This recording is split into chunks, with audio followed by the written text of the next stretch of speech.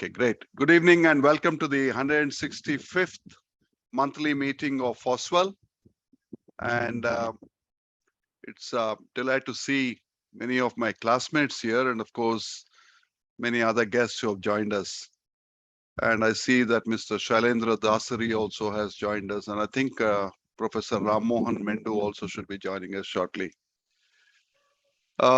We have a very interesting topic, a topic which will be of interest to many, I'm sure, because I think everybody on the screen in the meeting has someone or the other who has gone to a school in the US. And for the last about 3 or 4 decades or more, one of the prime activity after a guy graduates, we call it graduation, undergrad is called graduation in India. So he used to apply for US universities and hope to win a seat, admission in a good school. So, but what makes them tick? Why are they so popular? Why do they continue to be the draw of the world? Is something we thought, when we discussed the topic with Girish, we said it'll be a good discussion. So we're looking forward to a very engaging and interesting evening. And to kick off today's meeting, may I call Surendranath to read the prayer, which many of us used to read in our school assembly. Surendra, will you unmute yourself and read the prayer? Yeah, I've unmuted. Good evening, everybody. Distinguished speaker, Girish Reddy, host Subbarao, FOSWL management team, and other esteemed guests on the Zoom platform for this FOSWL interesting lecture by Girish Reddy. Prayer is something which renews our faith and gives us more strength to handle whatever we face in life. So prayer start is always a very good omen for all of us. The FOSWL prayer, heaven of freedom, where the mind is without fear and the head is held high, where the knowledge is free, where the world has not been broken up into fragments by narrow domestic walls, where the words come out from the depth of truth, where tireless striving stretches its arm towards perfection, where the clear stream of reason has not lost its way into the dreary desert sand of dead habit, where the mind is led forward by thee into ever-widening thought and action, into that heaven of freedom, my Father, let my country awake. Thank you, Surendra. Surendra also is a class buddy from school, and he is a very active and participative Lion. He has been with the Lions movement, I think, ever since I remember, right from school days. Every FOSWL lecture, as most of you know, is an endowment lecture to celebrate the life of an individual. And this month's meeting is an endowment lecture instituted by the family of Mr. Madireddy Subbarao. And some of you who have been attending our meetings regularly know that the founder, one of the founders of FOSWL was Sri M.L. Swami, the first engineer-in-chief of the then combined Andhra Pradesh. His younger brother is Mr. Madireddy Subbarao. He was an advocate. He is an advocate by profession. I say was because he no longer practices. He's in his 90s. He is not able to obviously join us for health reasons, but he is known as the Dana Karna, and that's a Telugu Sanskrit word. And what it means is that he has been a very, very generous philanthropist. He has built a library which has helped many young aspiring civil servants and other professions which people were aspiring to get into, get the reading material in that library. He distributed, sewing machines and various professional equipment to many poor people in Kakinada to help them stand on their feet. And he also was a great sportsman himself during college. And he, of course, professionally, he was the standing counsel for many banks and institutions and government bodies. But what really made him stand out was his heart of gold. And today we celebrate his life and wish him well and wish him a comfortable and long life.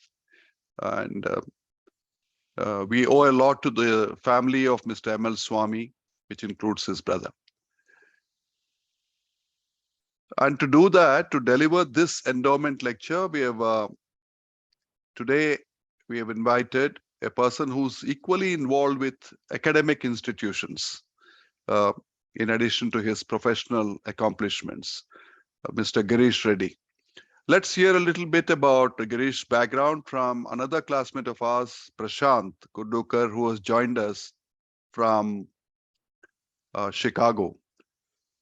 Prashant went to the same school, IIT Madras, along with Girish. After school, they were obviously classmates in school too. Then he went on to do his MS in mechanical engineering and in computer science, and has been in the Chicago area since 1983, I think I remember he said, more or less. Prashant, would you tell us a little about Girish? Unmute yourself, you're muted. No dark IIT secrets here, Prashant. Keep it above board. Okay, can you guys hear me now? Yes, please go ahead. Okay. Yeah, thank you, Subbarao. It's my, I guess, honor and pleasure to introduce Girish. Girish, you never look so dignified as you look today. That's what I would say. And yeah, I'm not gonna reveal some of the stuff you did in IIT Madras. As Subbarao said, we were batchmates in from the high school and also in at IIT Madras. I'm gonna go through his bio that I received from Subbarao. So Girish Reddy is the founder and managing partner at Simpra Capital Management. He has nearly 4 decades of experience in financial markets, including over a decade in Europe. He was previously a partner and co-head of equity derivatives at Goldman Sachs, based in Europe. After his retirement in 2001, he co-founded and became CEO of Prisma Capital Partners, an alternative asset management firm. After his firm was acquired by KKR in 2012, he became a partner at KKR, managing their hedge fund solution business. Earlier in his career, Mr. Reddy was the CIO of LOR Associates in Los Angeles and a senior vice president of portfolio construction and asset allocation at Travelers Investment Management Company. He was a former board member of Barra Incorporated, an investment analytics and trading solutions firm, and was a member of the advisory board of MSCI. He currently serves on the executive committee of the Cornell Board of Trustees. He also chairs the Cornell Endowment Investment Committee and serves on the executive board of the Indian School of Business. He's also a member of the investment committee of the Wellcome Trust based in the UK. In 2012, Goldman Sachs recognized Girish as one of the 100 most intriguing entrepreneurs at the Builders and Innovators Summit. He's also a recipient of the Distinguished Alumnus Award from the Indian Institute of Technology, Madras. He holds a Bachelor of Technology from IIT Madras, as well as a Master's of Engineering and an MBA from Cornell. He's married to Rasika Reddy and has 2 children, and he currently spends his time between New York and New Jersey. And just on a personal note, not to divulge too much about Girish, but I think what I would say about Girish is that he's a born leader. When we first got into IIT Madras, we knew each other at school. And I say that, I mean, even some of the other, my other colleagues at IIT Madras, we knew each other, but we are not really friends. And almost overnight, when we met at IIT Madras, Girish forged us together. And I would say he was instrumental in getting us to be friends almost overnight. Girish was also very well connected, meaning in his relationships with other people at IIT Madras. He was always a leader, as I said, and he was always some secretary of something or the other. So I'm eager to hear from Girish. I'm really, truly impressed with his accomplishments. So over to you. Thank you, Prashant, for being very discreet in what you told us about Girish and in the Madras scenario. Before I invite Girish to share his thoughts on the subject, let me recognize Professor M.R. Rao, who's joined us. And many of you know that he spoke at one of our FOSWL meetings. He is the former Dean of Indian School of Business. And I also would like to recognize my college professor, Professor T.J. Ramurthy. Thank you, Subbarao. Who has joined us from Bangalore. He was a professor for electrical engineering at RVC. Welcome, sir. Girish, the floor is yours. And what Girish has suggested is that he'll speak briefly, not the full hour, and he would take questions. And as usual, please type in your questions into the chat box and avoid trying to unmute and speak, because that's a more regulated way. It'll be easier. So Girish, over to you. Are you sharing your screen or? No, I don't have a okay, screen. right. Share. Okay, go ahead.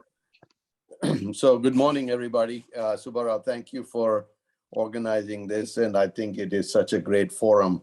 And kudos to your effort to keep it going. And nice to have an interesting topic to discuss with a good group of people, at least on a Saturday evening, instead of having more scotches between all of us. So it's a great idea. And thank you for inviting me. And before I start, I do want to acknowledge MR, who was the Dean at ISB. As Subbarao said, I've been one of the early founding board members of ISB, and MR really helped propel the school into a new level. It was a pleasure working with him, and he probably knows as much or more about American institutions than I do. So what I thought I will start off, really, as Subbarao said, I want to make it more interactive and hope people can ask questions. Talking about when Subbarao said, why are these universities still so attractive? I had to put my thoughts together because I've been associated with both Indian School of Business, Cornell University, London School of Economics, etc. And then once I was forced to put my thoughts, I kind of categorized them into 5 areas as to why I think the American universities are a magnet of attraction for talent. So I'll name the 5 categories, and these are not necessarily the only categories. But the first is the size and scale of these universities compared to any other university in the world. And I'll give you some metrics to get a feel for it. Second, I would say interaction and with the government, the funding that the US government funds a lot of these research institutions around the country. it is just extraordinary in terms of the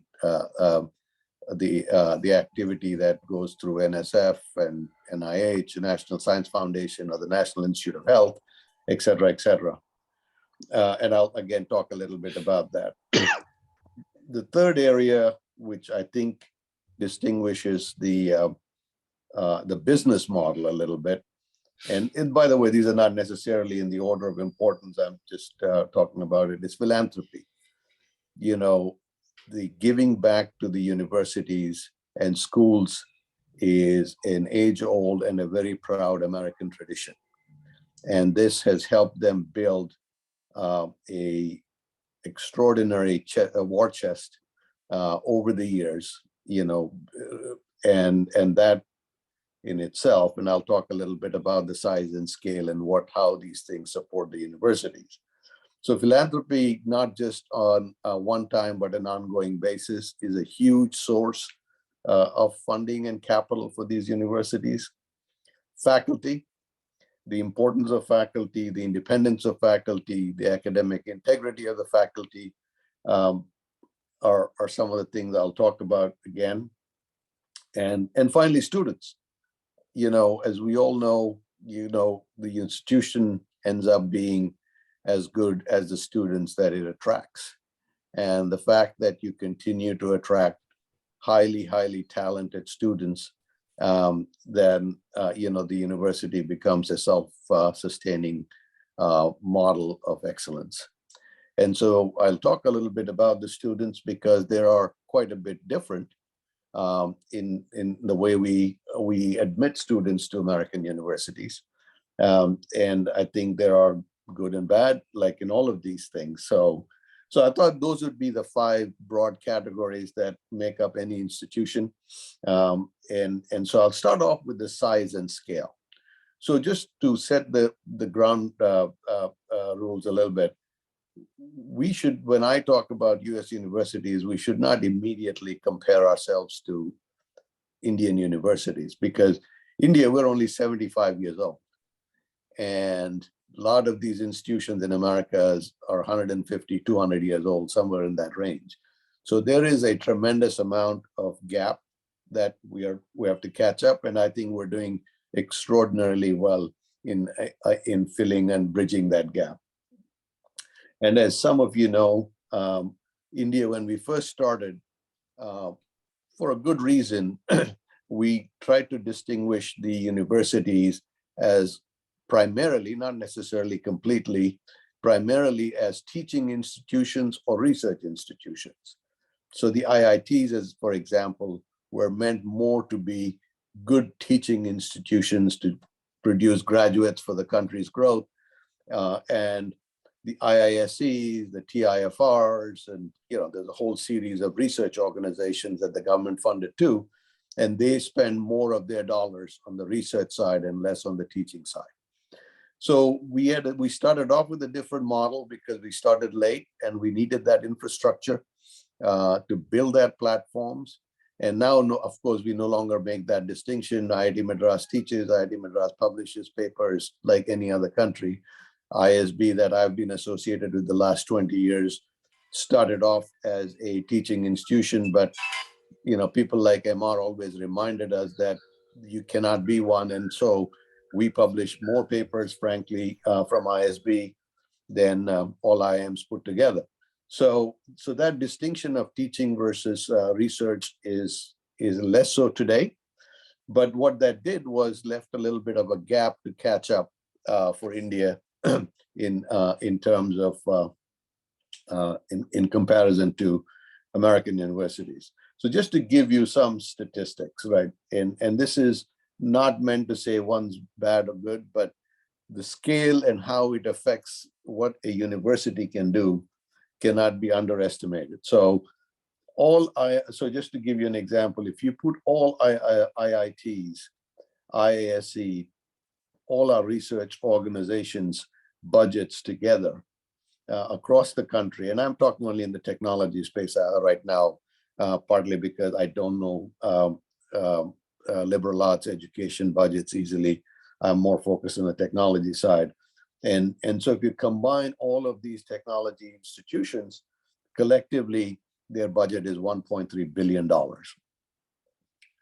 primarily funded by the government, because tuition and philanthropy, the other sources, are not as existent as in the American university. Just to give you a contrast, if you take the top 10 universities in China, which probably comes closer to the US model, the top 10 Chinese universities are about $20 billion. So even with China, in terms of what resources we have and what they're willing to spend, the gap is pretty wide. And then just to give you a comparison, I just picked MIT because I looked at all IITs and IISCs, and so they're all in the engineering technology related space. And just to give you an idea, just the MIT budget is $4 billion of the university. So the scale and size is a very important driving factor in terms of the resources, whether it is research resources, faculty resources, all kinds of resources. It is a big, significant advantage the American universities have over the other universities. I think if I look at Oxford, which is even older than any of our universities here, it's a pretty small amount. I think it's only about 1.3 or 1.5 billion. I can't remember, pounds rather. So it's not a very big amount compared to other universities either. So the scale of American universities are extraordinary. And just to be clear, MIT's budget is $4 billion, but they have a sponsored research center funded by the government and private. It's called the Lincoln Lab. And that lab budget alone is 1.2 billion.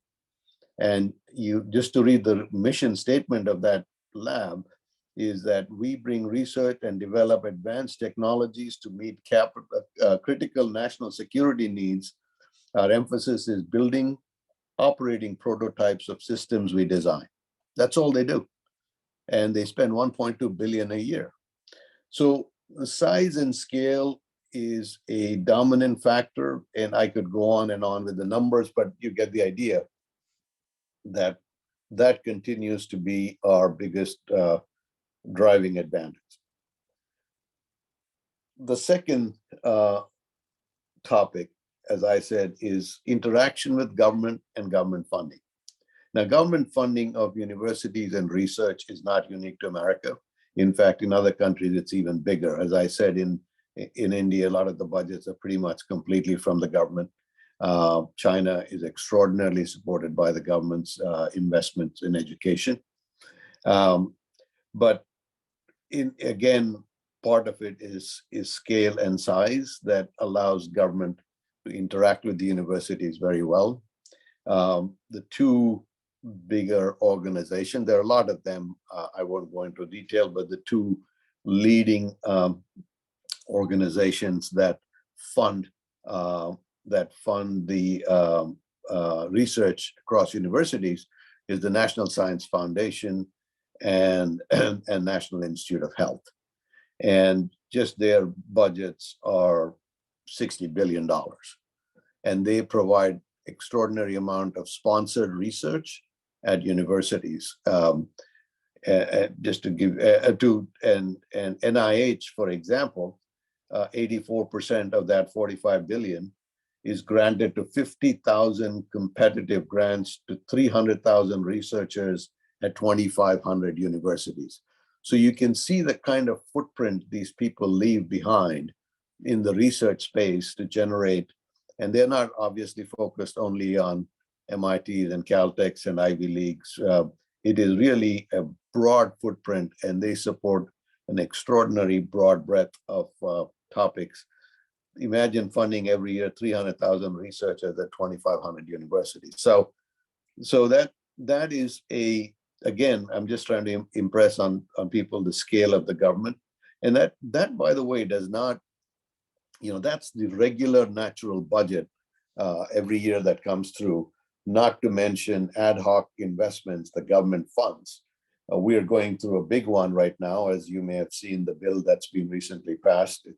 It's titled the Anti-Inflation Bill, but it's really meant to do a lot of other things. You know, just in that bill, the US government just allocated $300 billion for climate change studies and climate change businesses, whether it is solar, wind, all alternative forms of energy, giving tax credits, tax breaks.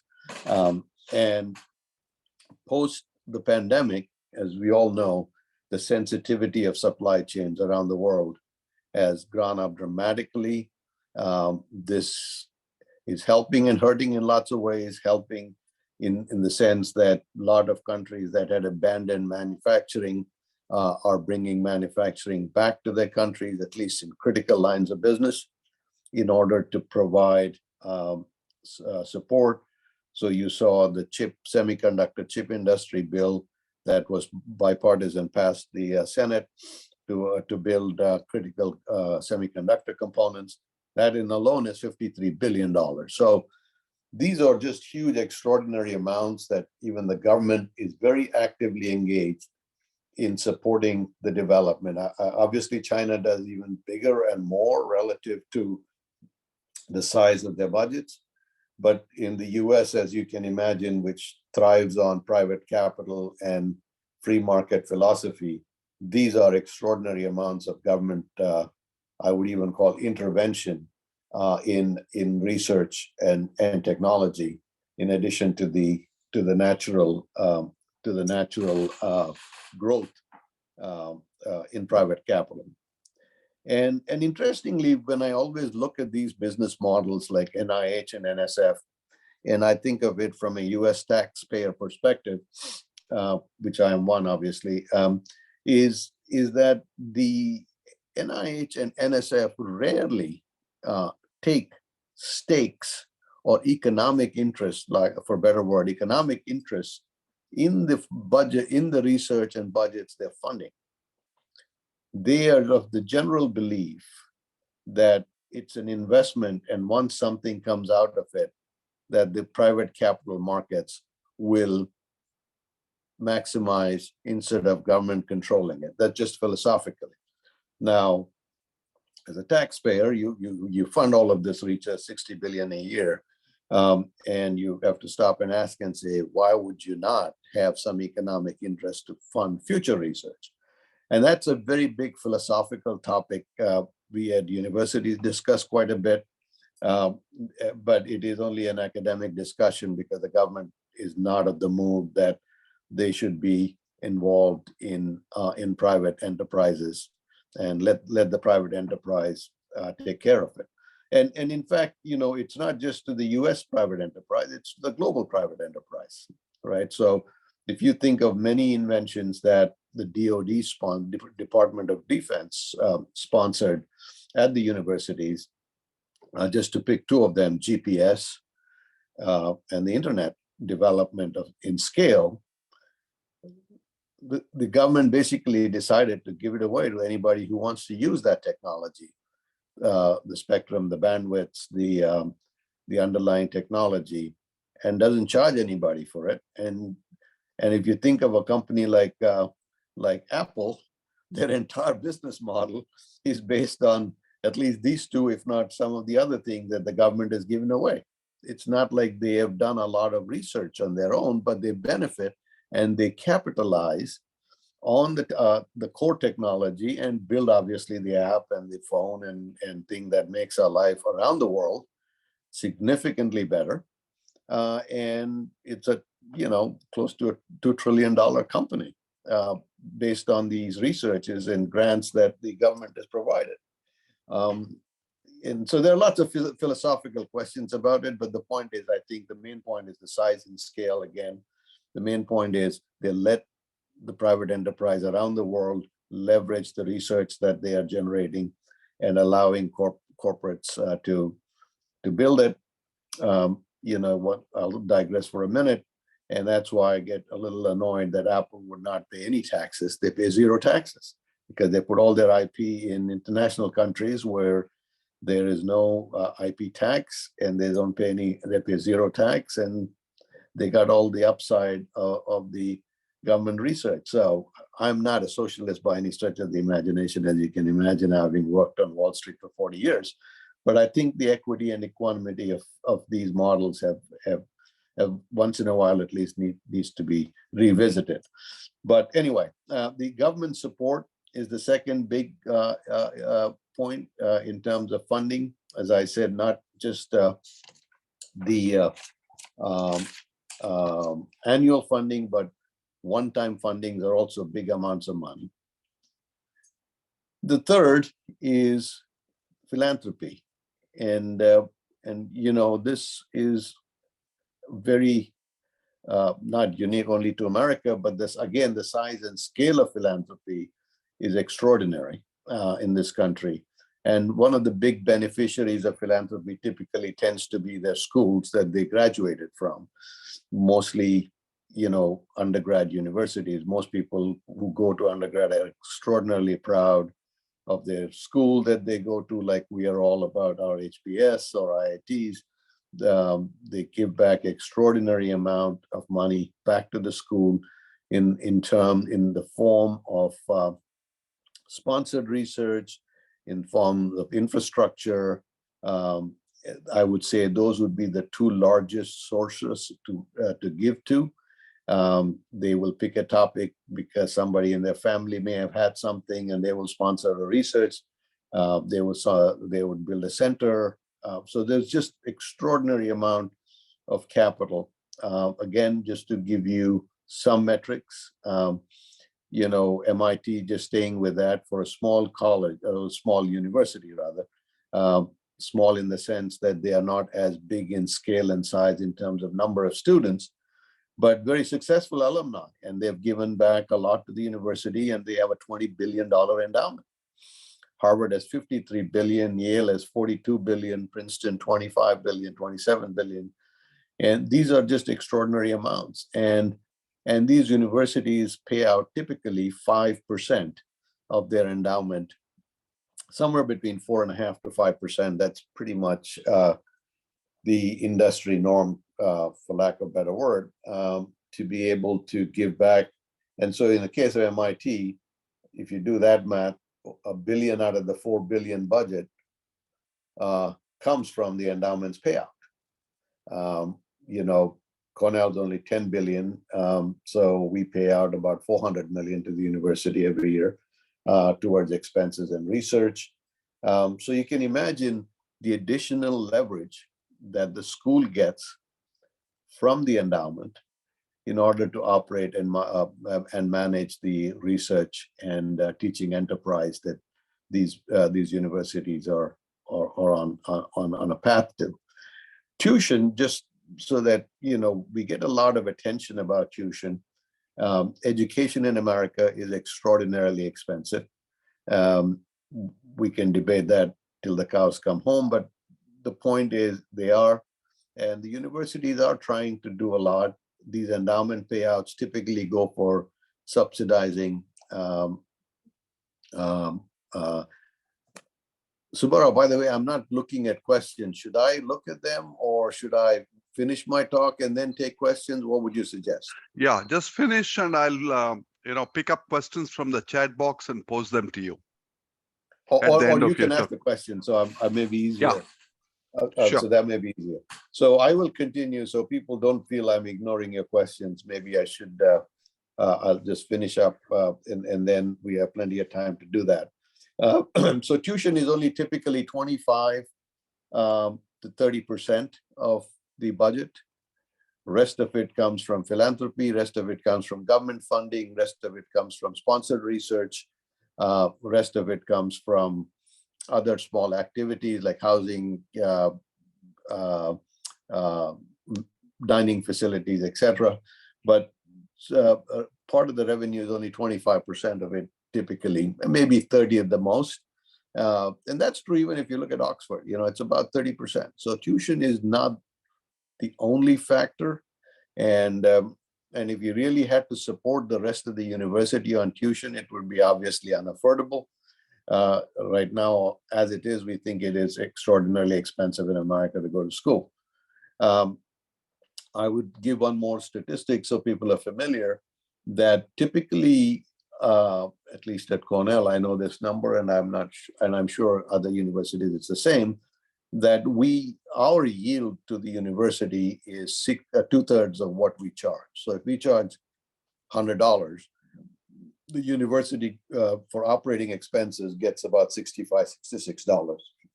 The rest is from the tuition itself is used to subsidize tuition for people who qualify but cannot afford.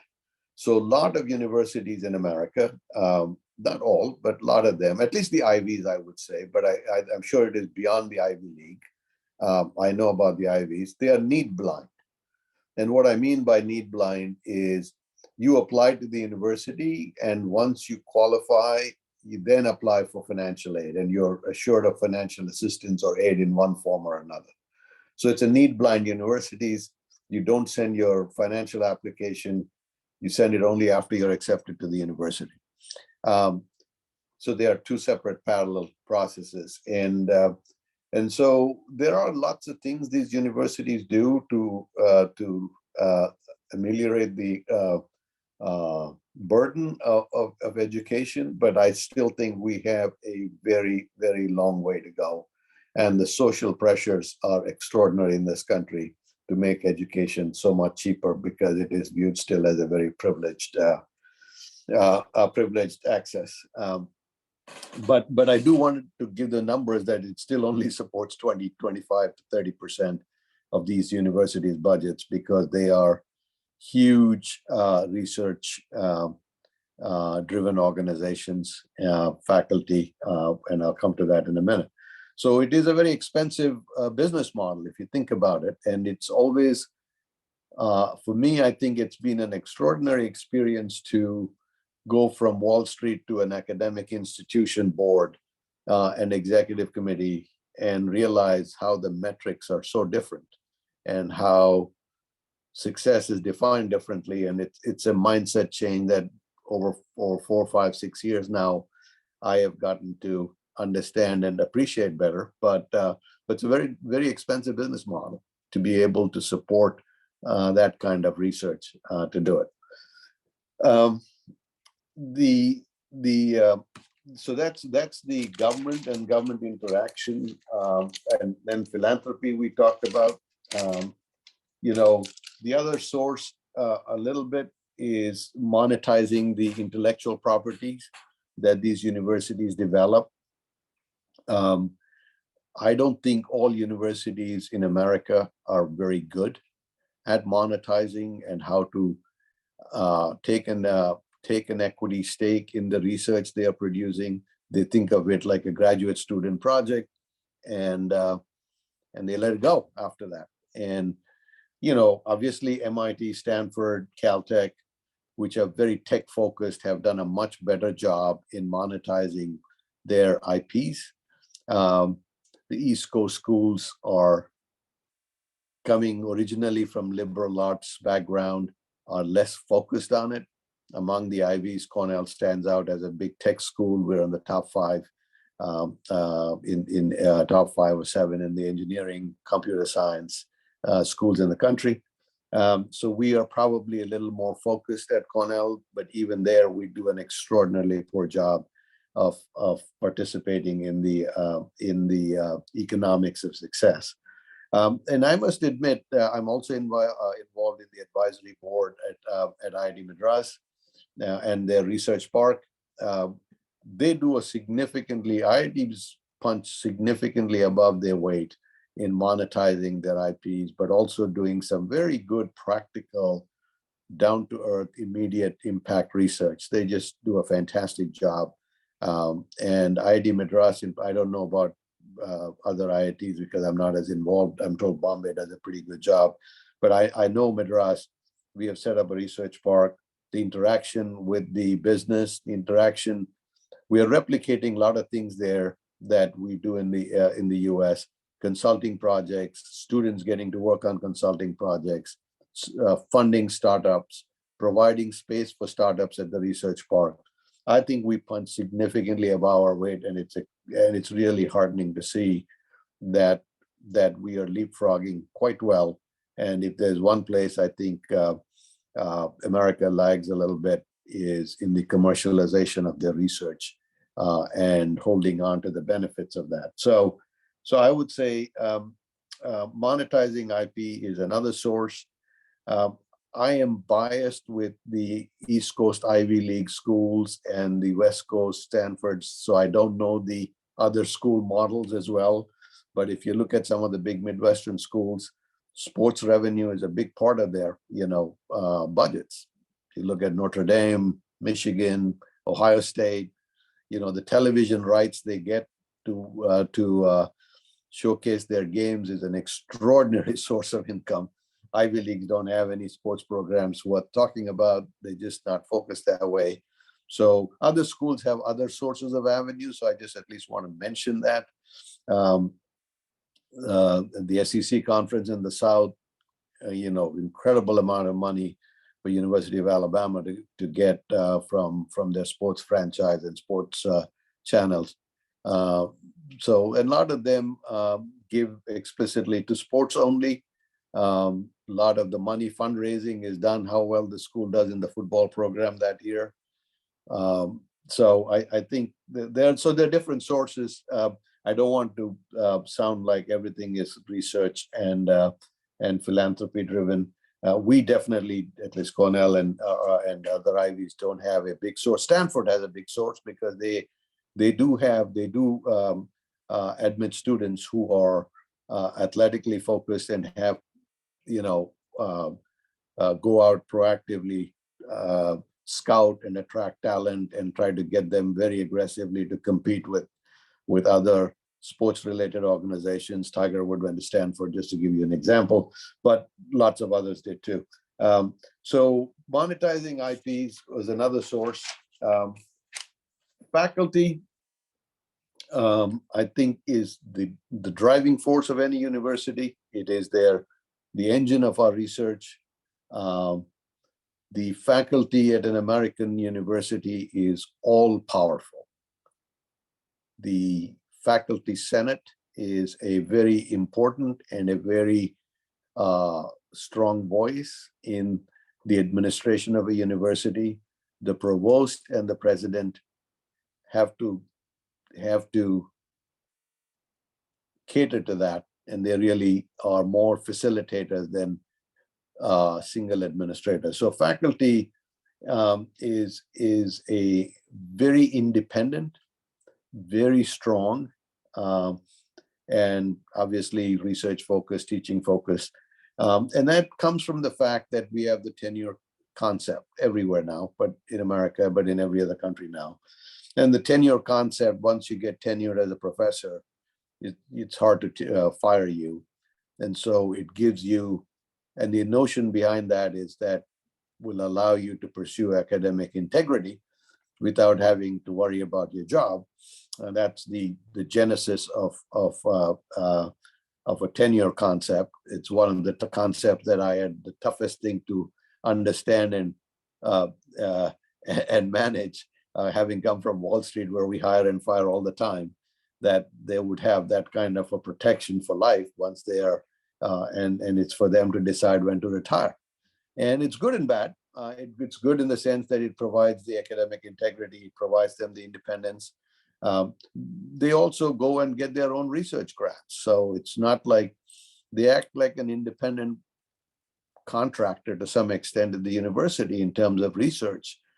Their students, their faculty, their research assistants apply for grants. NIH, NSF work extremely hard at getting those grants directly without the university's assistance sometimes. So they are powerful for good reasons. But there are also cases where I believe, the life is stretched and they stay longer than they should because of the tenure, like our Supreme Court justices. So I think I wish there was term limits in a lot of things in America, starting from the Supreme Court to the Congress to the Senate to the faculty. So because I think term limits are a good philosophical thing. But I'm digressing to show my philosophy. But so they are quite independent. They can get a grant. They have a lot of latitude in attracting graduate students. And I think Subbarao's question is, I think that is the place, because of their grants, because of research grants, they're able to fund. All of us have had some kind of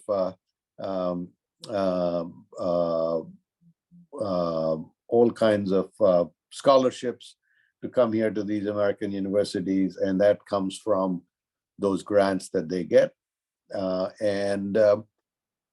If you're, as we all were, you're 20 plus, you're graduating from some country, and another country offers you scholarship to come and do your master's and PhD, it's not a very difficult thing when there are no resources. Now, India is no longer exporting the talent as they used to, but, think about other countries that don't have the infrastructure, and this is an easy path to come. They make it easy for you to come. They make it easy financially, get your visa if you're really good at it, and then allow you to be successful.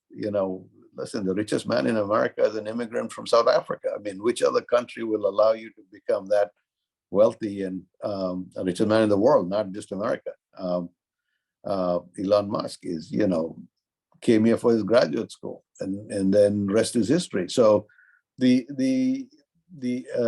the other part that attracts students, is they know that they not only can come here to get good education, but they could, if they are successful, there is a path for them to be extraordinarily successful.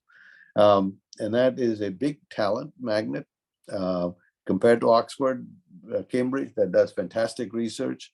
I actually think they do punch significantly above their weight relative to the dollar budgets.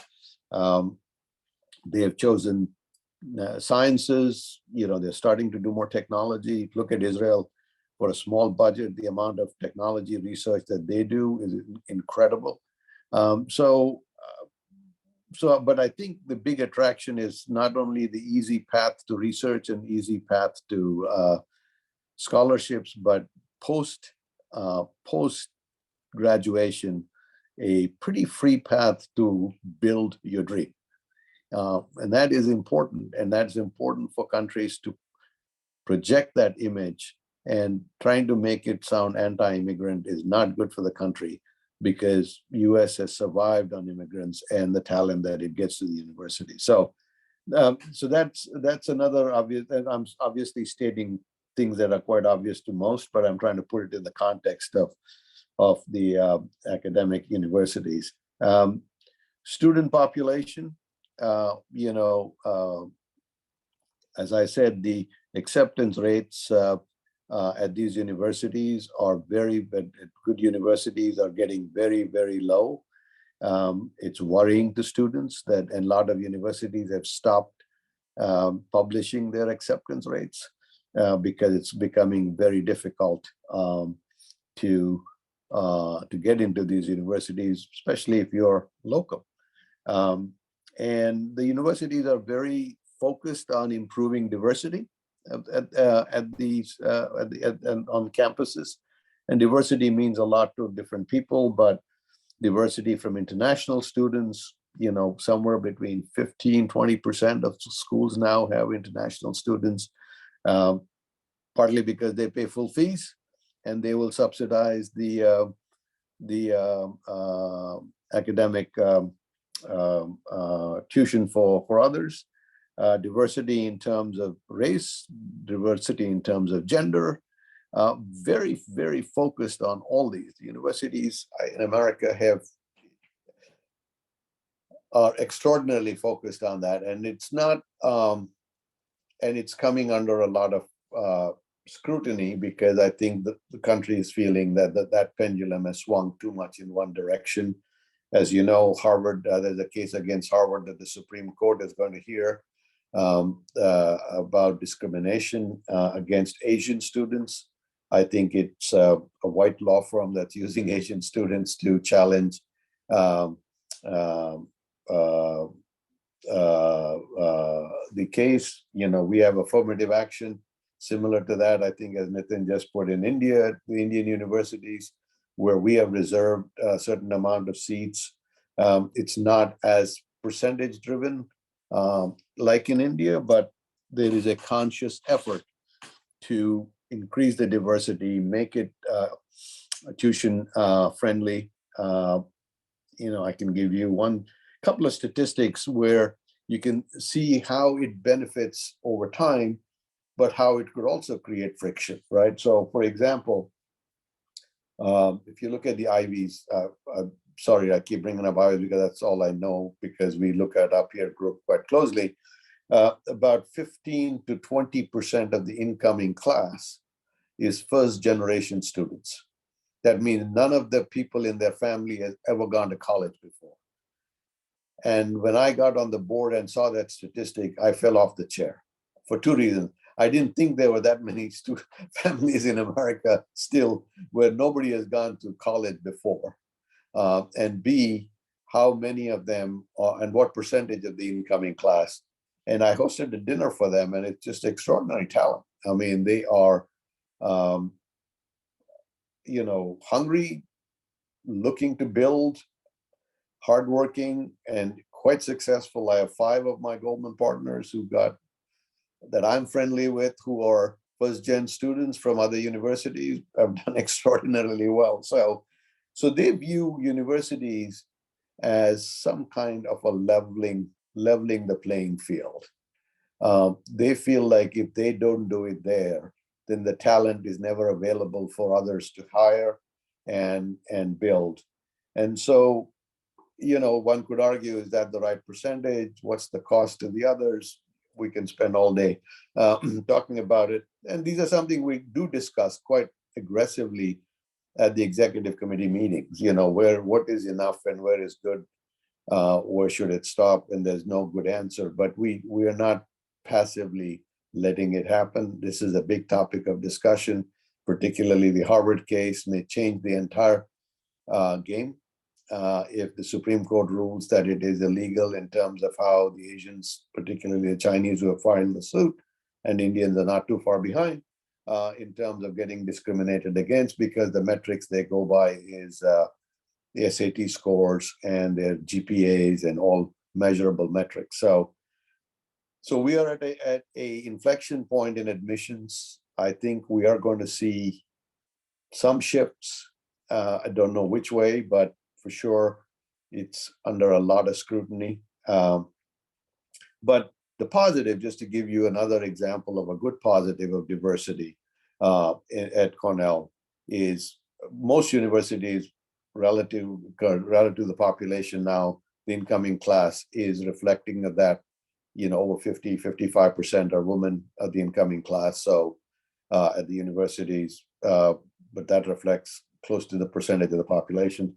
But also, I think Cornell about 15 years ago decided to focus on engineering, where we felt that we could do a better job in attracting students. And all of us who went to IIT Madras or IITs can vouch for the poor woman participation there. And they have, I'm sure, over years built a process that is, after some point, it becomes a tipping point and becomes a successful model in itself. And after a few years, a lot of the women didn't feel alienated when they came onto the engineering campus. They felt very much at home. And the incoming class at Cornell's 2022 engineering school is 52% women. And the average is over 50%, the 4 years. I'm talking about undergrads. And that is an extraordinary accomplishment. And frankly, I walk through the campus in the engineering squad every time I go for the trustee meetings, because I can't believe that statistic and I want to see it for myself. And you just see the extraordinary breadth and diversity of kids sitting in cafeterias doing their work.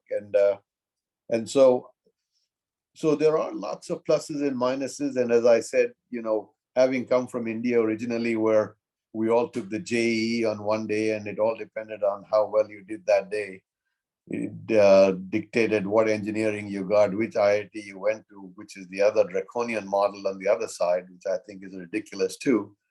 These are the two bookends of how admissions work. And, for me to go from that bookend to the other bookend was a pretty big learning experience. And I think I do appreciate both, and I'm trying to find the balance of between the two. But it is another important cog in the wheel of success of universities is the international diversification, race, gender, all of that, and I think it is healthy, and so that's the fifth one that attracts them. Graduate programs, as we all know, most of them come from international countries. Not as many U.S. students go into master's PhDs. So that continues to be a big source of talent for America, attracting foreign students into graduate programs. If you look at all of our business schools, MR is a great example of how MR, I think you're also a Cornell alum, I think, with in OR, if I remember, which is an extraordinary school there. And if you look at a lot of the deans of the business schools are all Indians, because they went into that vintage of doing PhDs and research in business programs, Harvard, Chicago, I can name a whole bunch of schools now that have Indian deans running them. So I think in the graduate program, that continues to be the source.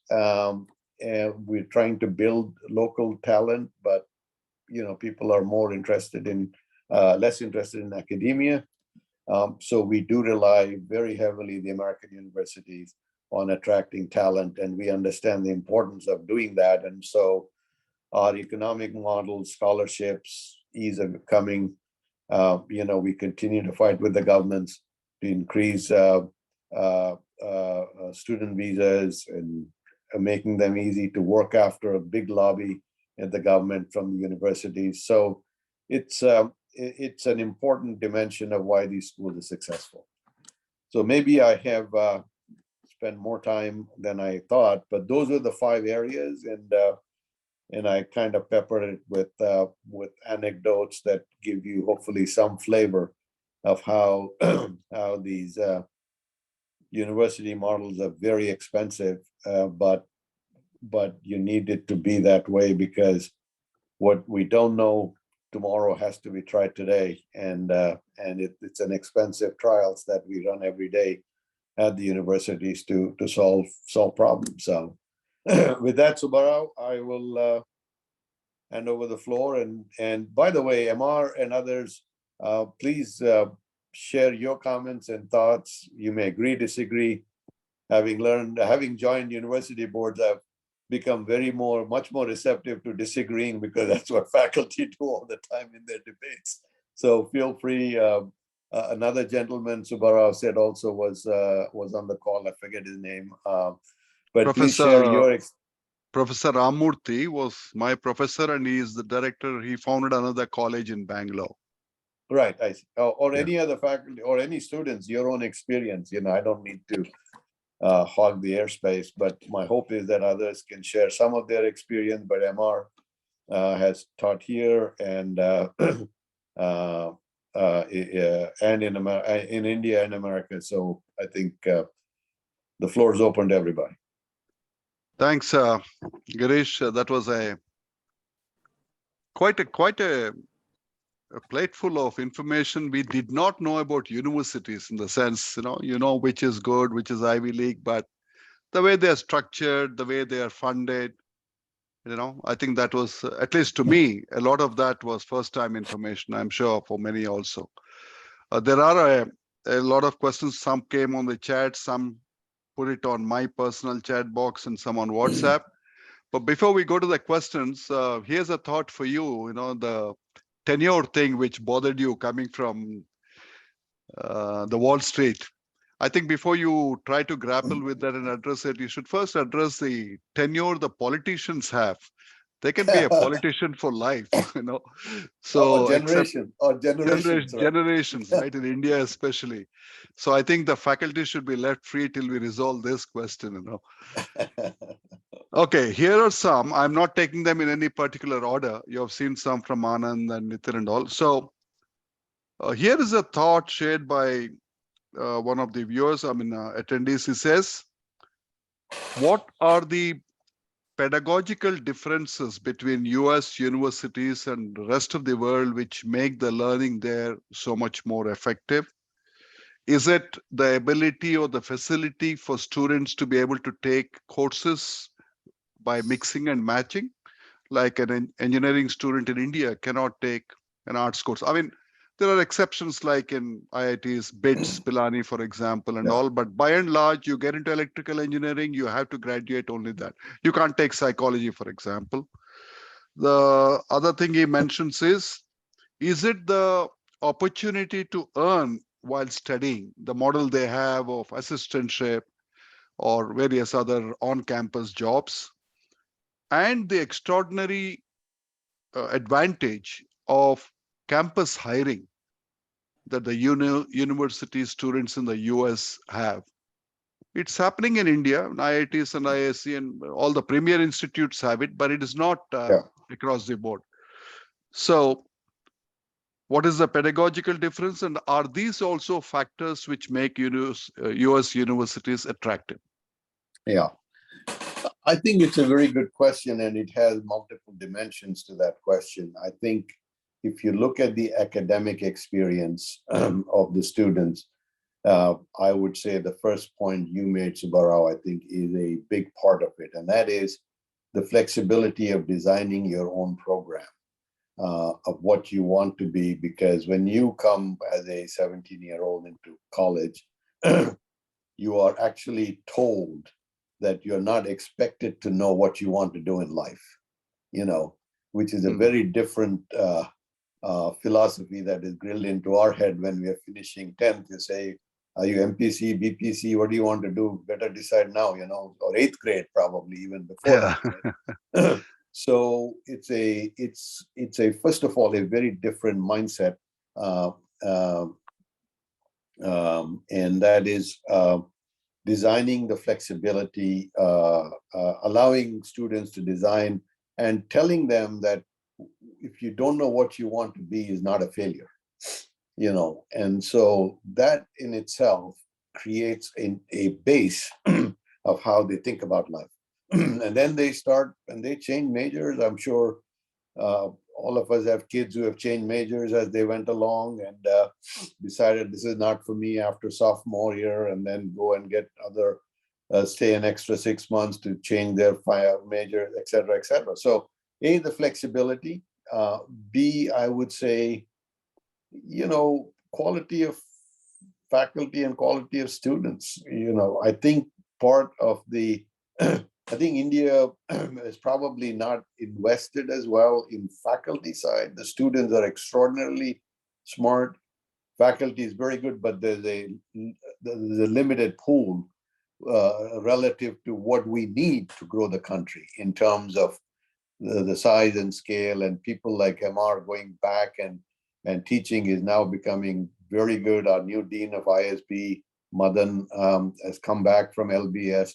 So we are trying to bring a lot back, but I think we need to have a much bigger pool of homegrown talent. And if I look at ISB, for example, 80% of the faculty used to come from outside to teach. And that was the business model we went through. And now about 40 to 50% is visiting and 40 to 50% is homegrown. So we found that balance and we continue to improve on it. But people interested in faculty, academia, research is an important part, and allowing them to, and I think India is frankly doing a much better job, I still feel, compared to the US, allowing them to financially benefit from their work by allowing them to invest in startups, by allowing them to do startups themselves. You know, at IIT, I see a lot of faculty doing that. So I think it's a good blend of entrepreneurship and academia, and that will attract more people to academia. So I think it's a great model. But I think back to your question, it's flexibility, it's access, and and obviously availability of placements and others. But from a academic point of view, I would say it is the quality of faculty, students, and the flexibility of the program. Got it. Professor Ramurthy is wondering, students in the American universities have the advantage of research grants. You alluded to that, about the professors themselves attract funding. But in India, it's restricted to maybe just a few IITs and NITs and IISc. So he wanted your comment on that, on the way forward, or what India can do, should do.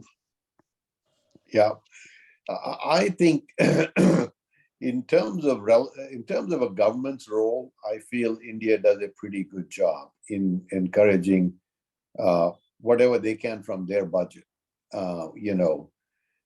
Listen, as I said, we're only 75 years old. We're an up and coming economy. We can't compare to American university sizes, etc. But I do believe that there is focus. There is, listen, IITs have been a boon to all of us and others. But where I think they need more help is in private sponsored research and alumni engagement and corporate engagement.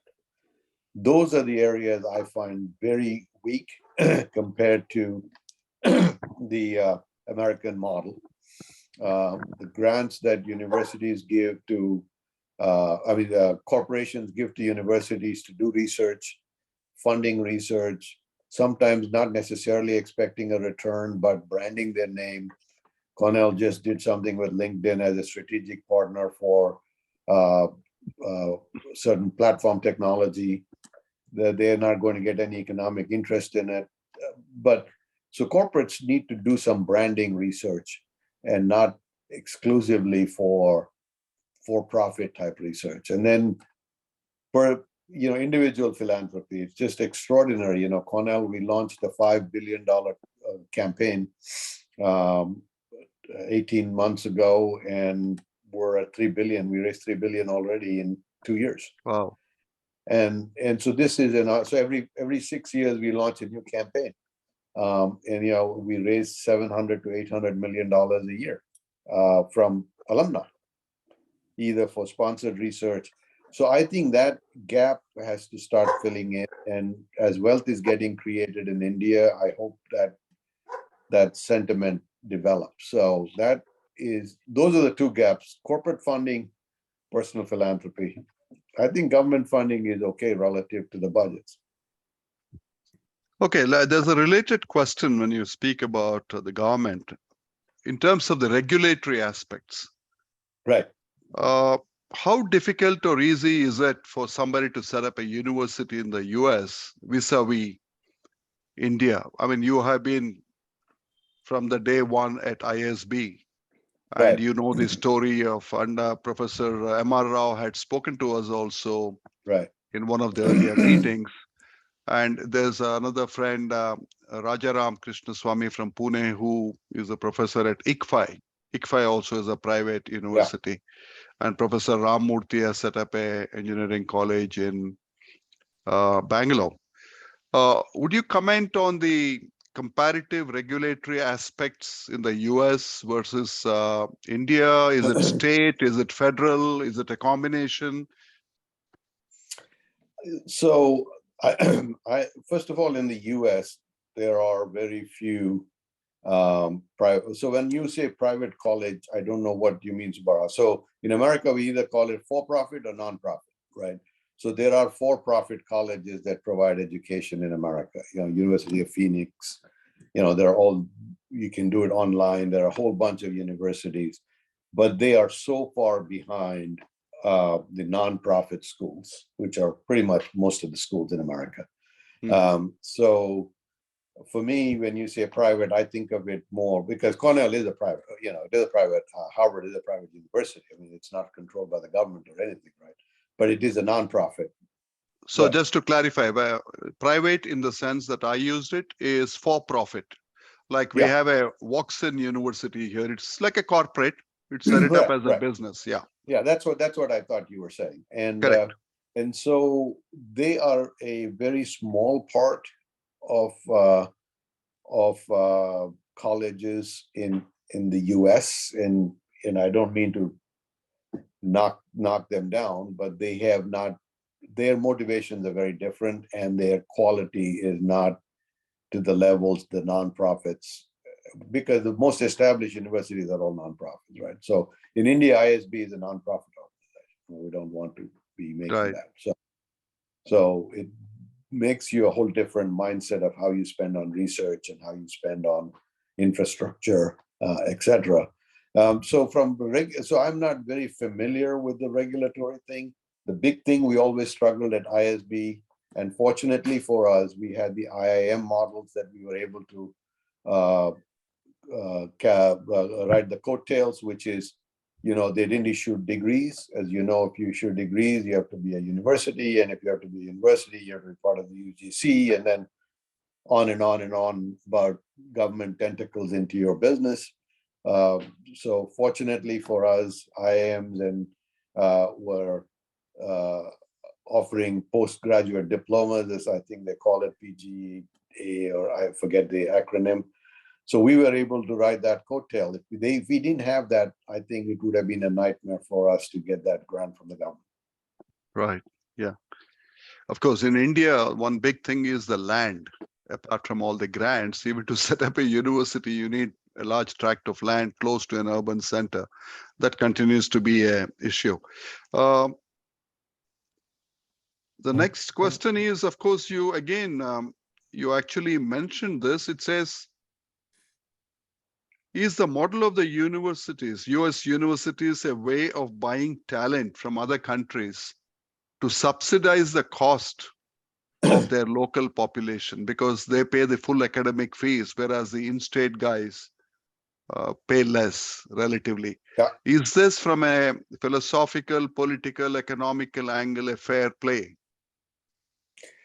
So I think, international students are not the only ones who pay full freight, right? All of those who make parents make more than $200,000, $150,000, they pay full freight. So it is that social model exists in the country. It's not just international.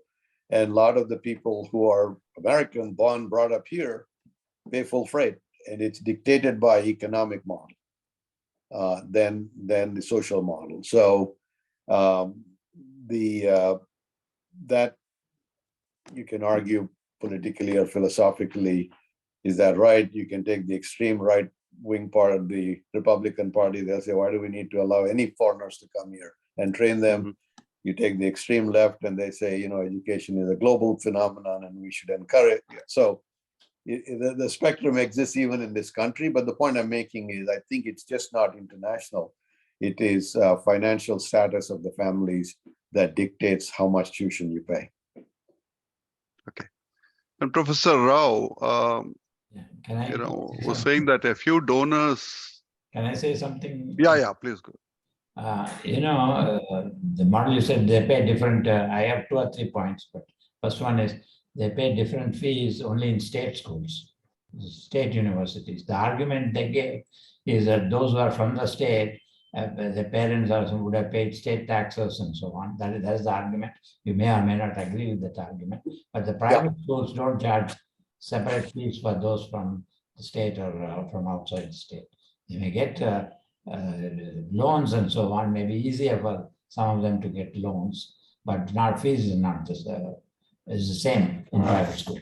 I also wanted to tell Girish and others that in India you cannot have for-profit. Watson is not officially for-profit, but they've all figured out how you can make profits and take money out. Basically, you are not for-profit, but you outsource some of your activities or maintenance and all this various providing food, canteen, all these things to some company which are related to you, and they charge and they make profits.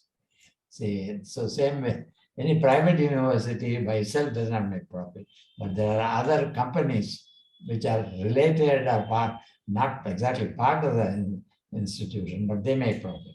Whereas in US, clearly, US allows for-profit university. India doesn't allow for-profit universities, but they figured out the way to do the same thing in schools also.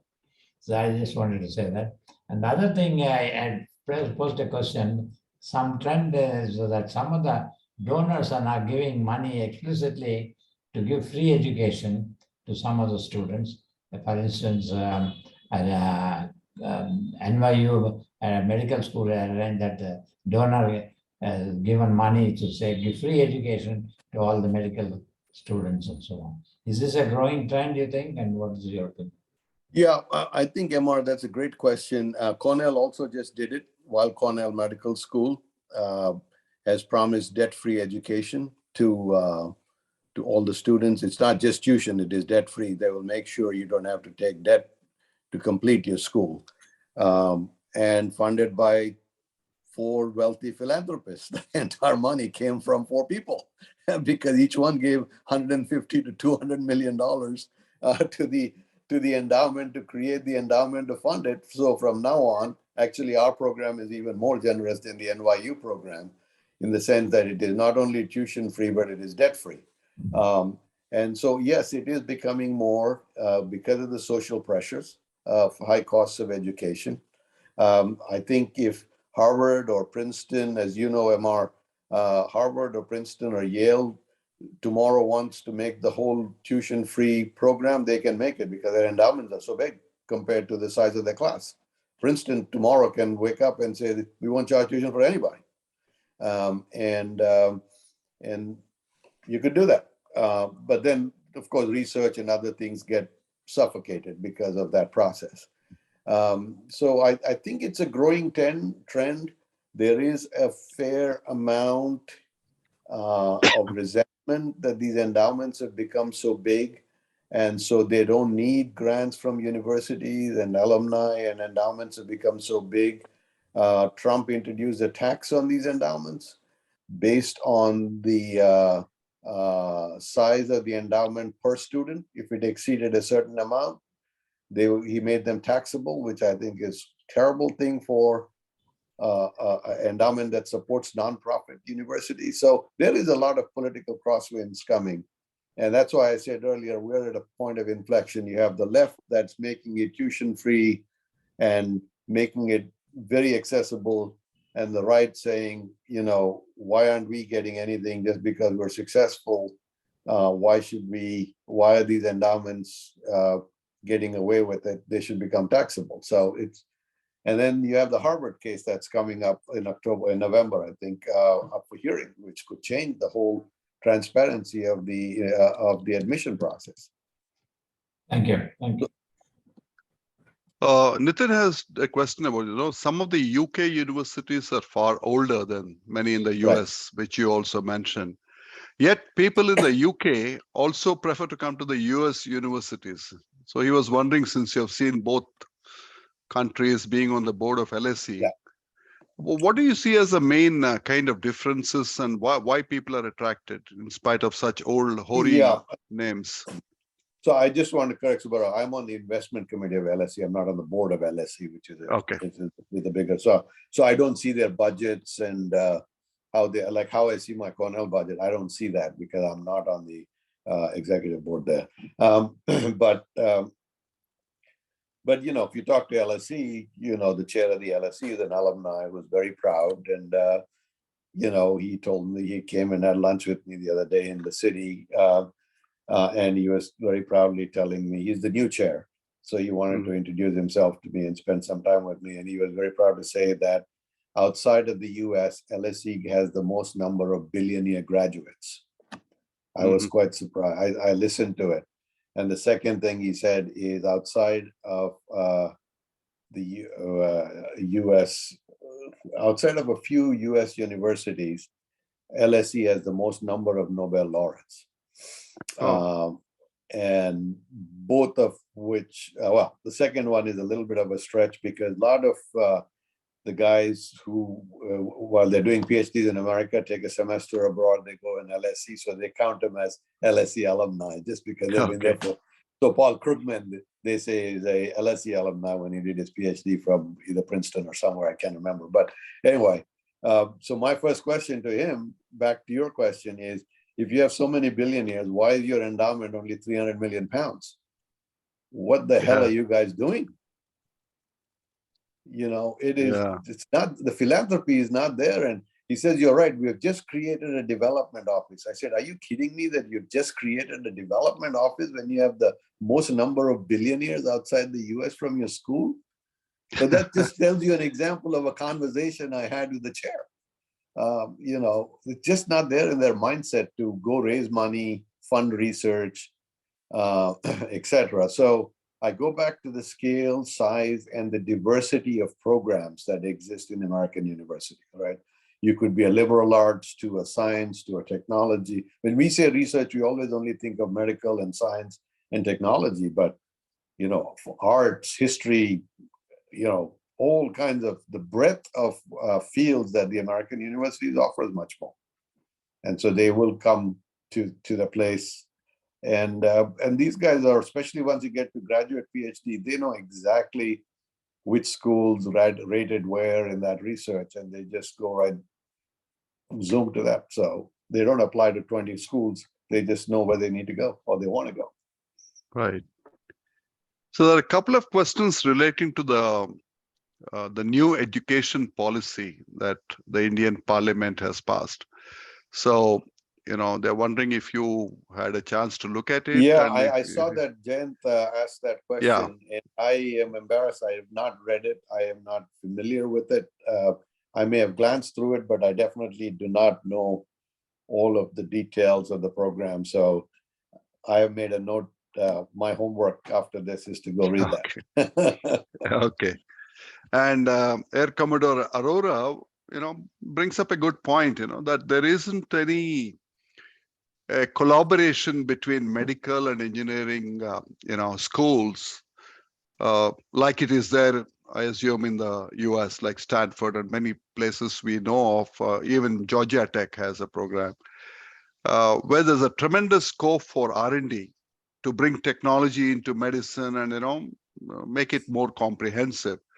So he wanted to know what your views are on that vis-a-vis India.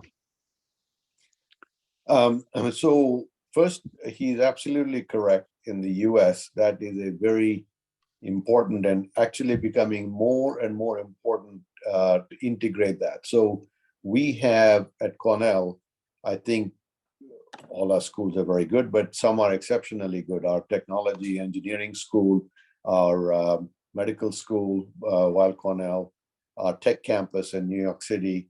And we have now created a lot of biomedical engineering department, which combines technology, medical school, joint research projects that these guys apply for. So again, going back to why these schools are, that flexibility of academic collaboration is very high. And that is clearly something that is missing in India, but I think they are. So, you know, I have a call with the new director of IIT Madras. I don't know, sometime in the next 10 days, he set up a call with me, but he wants to talk about how IIT should be having medical school programs for that reason. And he says, how can we fund those? You know, can we get private funding to have medical school? And they now have a business school at IIT. So people are all, you know, Indian universities are also realizing that and trying to expand that footprint. But the new director's goal would be to have a medical school within the IIT campus. IISc is coming up with a medical school. Which one, Amar? Indian Institute of Science in Bangalore. Yeah, right. Yeah, I was Bangalore. about to just pull the words out of my mouth, Professor Rao. Narasimha, another classmate of ours who's going to speak in our next meeting, he mentioned this to me that, and the way it's being structured is that the engineering and science streams will be collaborating with the medical graduates in that course. So they're trying to bring this, what Air Commodore Aurora was alluding to. Yeah. So let me bring up the last couple of questions. It's 7:54, and I think we have time for a couple of questions. One is about this growing trend in India of sending kids for undergrad studies to the US, UK, wherever. Earlier, it was always, at least in our generation and maybe 10 years later, for your graduate studies. So the question is it really worthwhile? What are your thoughts on that? Is undergrad education in the US worth the cost and time and whatever? That's a hard question for me to answer. I would say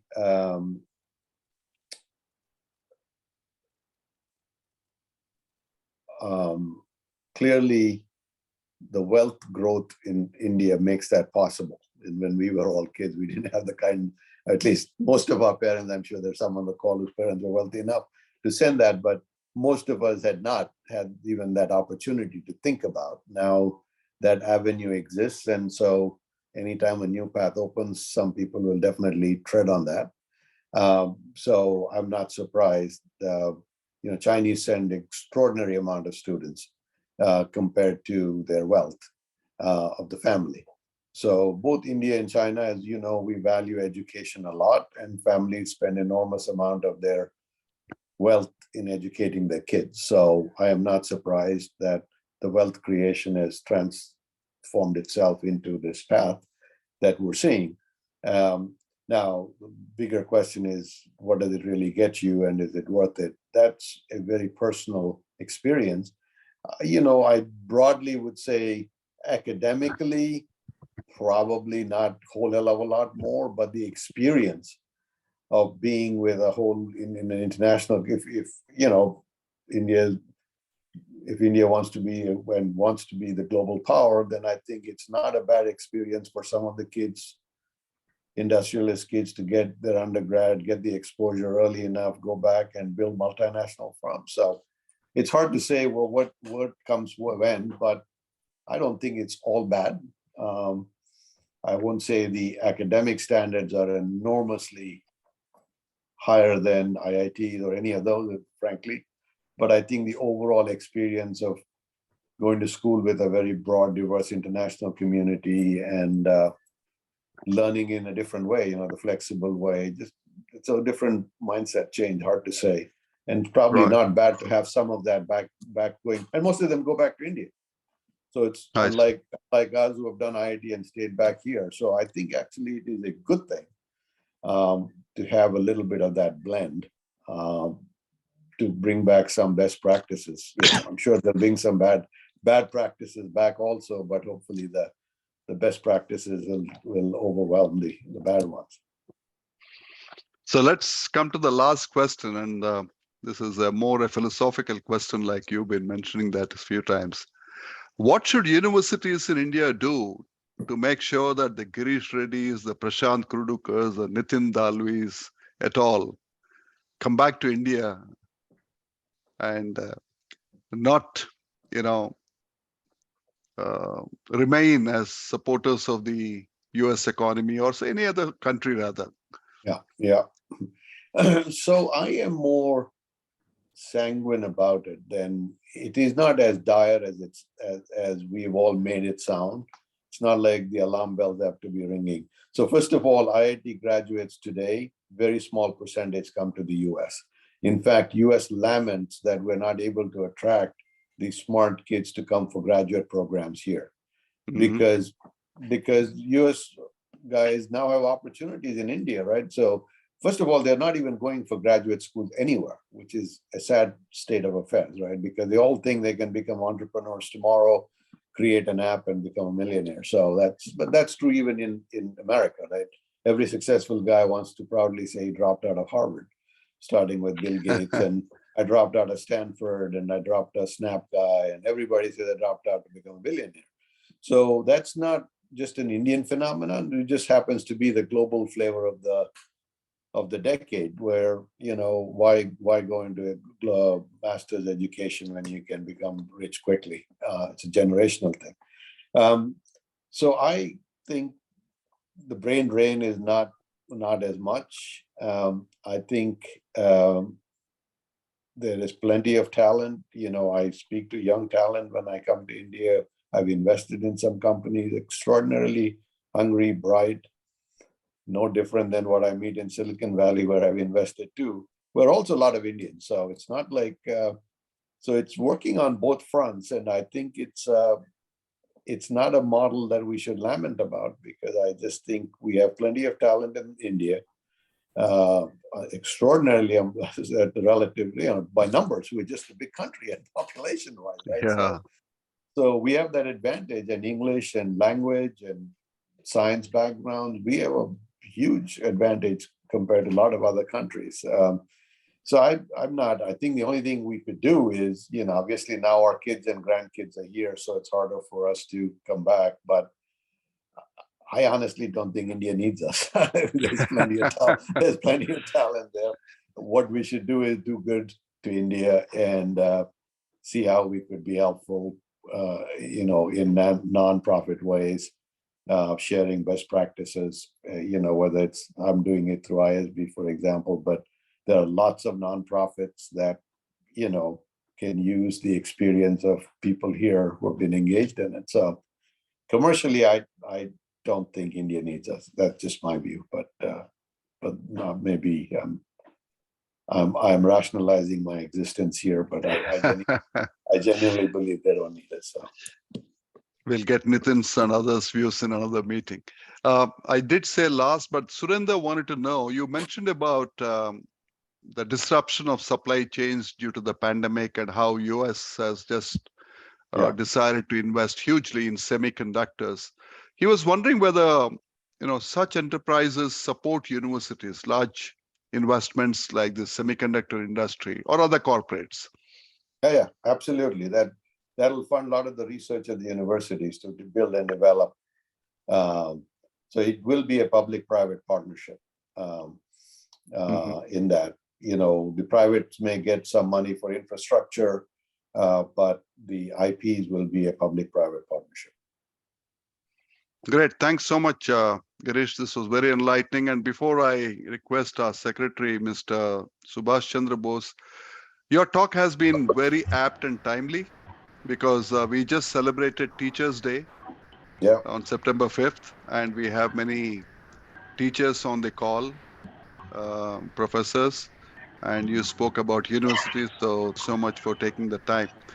May I request Mr. Subhash Chandra Bose to give the vote of thanks, please? Thank you, Subbarao. President of FOSWL, Hyderabad, Sri Venkateswarrao Garu, distinguished speaker of this evening, Sri Girish Reddy, family and friends of Sri Madireddy Subbarao Garu, ladies and gentlemen. Thank you all for joining our 165th monthly meeting. This is the 9th monthly meeting in our 14th year, and so far we have been conducting these meetings without a break. We thank the family members of Sri Madireddy Subbarao Garu for establishing an annual endowment lecture in his name in the month of September. We also thank Sri Sudhakar Potluri for the logistic sponsorship for the month of September in the name of himself and his spouse, Srimati Padmaja Sudhakar. Thank you, Mr. Surendranath, for reading the prayer. Thank you, Mr. Prashant Kurdukar, for introducing the distinguished speaker. It is nice to see two classmates of the speaker take up a role in today's meeting. The attraction of the US universities is well known to all of us, as some young member of all our families has probably studied in one. Today's meeting gave us an insight into why the US higher education system is so popular, how it is structured and funded in a sustainable manner, and several other facets of their operation. As India is aiming to position itself as the Vishwaguru and attract people from all over the world to its centers for learning. There are lessons it can learn from the US policies and framework for creating and sustaining learning centers of excellence. Mr. Girish Reddy initiative intimate engagement with his alma mater, Cornell University, in addition to that with the Indian School of Business at Hyderabad and the London School of Economics, has no doubt given him an opportunity to observe the working of these reputed institutions at close quarters. We learnt of not so common aspects of how these universities are funded by huge endowments and active engagement with the alumni. We hope his experience and knowledge in this field will be tapped by the Government of India for the benefit of our nation. Thank you so much, Mr. Girish Reddy, for spending this evening with us and for educating us on the education system in the US. We appreciate your time and effort. We propose to continue with these Zoom meetings till further notice. Our forthcoming meetings are as follows. October 15th, 2022, Professor Narasimharao Desiraju, Honorary Professor, Biochemistry, IISc Bangalore and Advisor, Chalakere Campus, Indian Institute of Science, Chitradurga District, Karnataka will speak on the Chalakere project.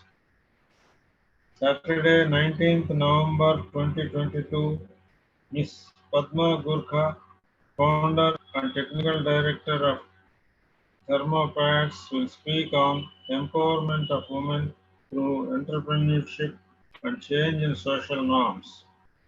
17th December 2022, Mr. Sharma, APVN, IAS, former Secretary, Ministry of Shipping and Ports, Government of India, will speak on development of the shipping and ports infrastructure in India in recent years. Good night, ladies and gentlemen. We will meet on the third Saturday of October, the 15th, for our 166th monthly meeting. Stay safe. Thank you all. Thank you, Bhoskaru. Good night, everybody. We'll now close the meeting. Thanks, Girish. Thank you, Subbarao. Bye-bye. Bye.